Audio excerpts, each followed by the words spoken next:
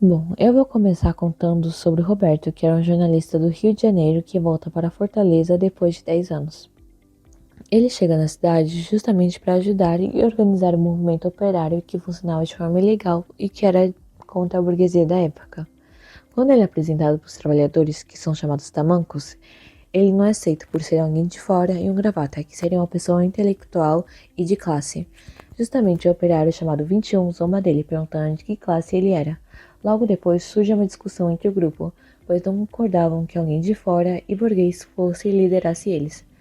Nisso, o Roberto se explica, dizendo que apenas foi ajudar e que não era alguém de classe.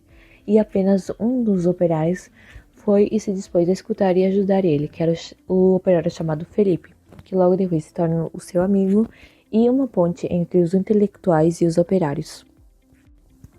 E bem, nesse início de livro, o foco está na discussão política, na luta dos trabalhadores e nos conflitos internos do próprio movimento. O encontro com Noemi. Enquanto participava das atividades políticas, Roberto conhece Noemi, que é casada com João Jacques, que tem um filho chamado Guri, que trabalha em uma loja de fotografias, retocando imagens. A aproximação de Noemi e Roberto acontece aos poucos durante a história. Eles começam com uma admiração mútua e aos poucos vai desenvolvendo meio que uma amizade. E ao longo da história acaba que eles desenvolvem uma paixão entre si. Mas um dos grandes problemas que acontecem é que João Jacques, que seria o marido da Noemi, acaba se tornando amigo de Roberto e até mesmo chama ele para jantar em sua casa.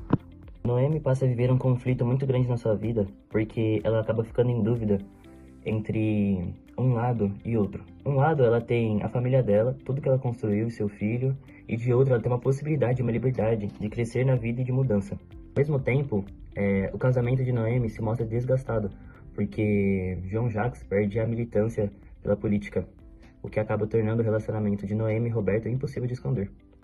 Bom, eu vou falar sobre o julgamento e a separação do livro. Depois de muitas dúvidas, Noemi e Roberto, eles assumem seus sentimentos e João Jaques ele percebe o que está acontecendo e acaba deixando a casa e, consequentemente, encerrando o casamento. Mas a separação traz muitas consequências pesadas para Noemi, embora Roberto também participe da relação, mas é claro que ela quem sofre a maioria dos julgamentos. Os próprios companheiros de militância passam a criticar e a sua amiga Gilmar acaba afastando-se dela.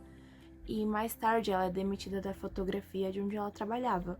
O motivo não era a sua competência profissional, mas sim a imagem negativa que a sociedade tinha de uma mulher que se separava. E também, nesse momento, Raquel de Queiroz mostra uma das principais críticas do livro, que homens eram muito mais facilmente perdoados quando se terminava uma relação, porém as mulheres sofriam muito mais preconceito quando desobedeciam às regras sociais da época. As perdas de Noemi. Depois da separação, Noemi vai morar com Roberto, porém a felicidade dos dois dura pouco. A vida passa a ser marcada por dificuldades financeiras, perseguições políticas e muito trabalho. Além disso, acontece uma das maiores tragédias da história, a morte de Guri, filho de Noemi. A perda da criança abala profundamente a vida da protagonista. Raquel de Queiroz descreve um momento de forma muito dolorosa, mostrando todo o sofrimento de uma mãe diante da morte de seu filho. Enquanto isso, a militância política continua cada vez mais perigosa. Felipe deixa Fortaleza para assumir outras funções do movimento, e o grupo começa a se dispersar. Aos poucos, Noemi vai perdendo todas as pessoas que faziam parte da sua vida. Bom, no final do livro, a Noemi ela decide participar de uma distribuição de panfletos políticos clandestinos.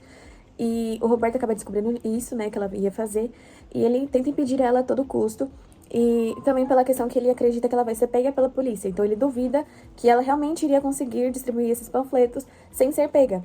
Mas ela insiste mesmo assim em ir, né, porque ela quer provar que ela é mais do que o grupo tá achando que ela é, porque ela quer provar que ela é boa o suficiente, tudo, porque até então ela só tá sendo vista com maus olhos pelo próprio grupo.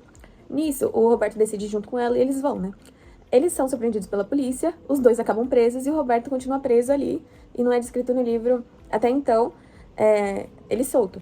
Nisso, ela acaba sendo liberta e a gente descobre que ela está grávida do Roberto, por isso que ela foi solta.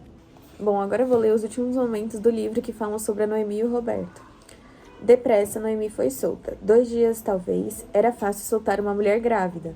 sem antecedentes, principalmente se tinha um responsável que sofresse por ela.